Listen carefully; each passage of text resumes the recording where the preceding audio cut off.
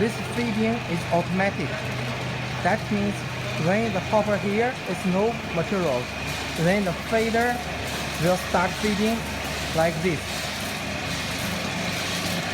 So it's feeding automatic.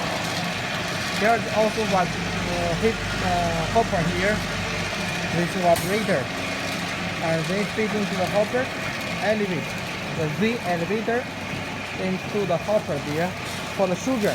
This will protect the sugar and the cups on top. Then it will falling down.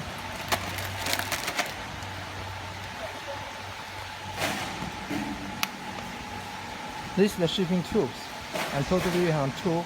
The first one is 330, the second one is 220.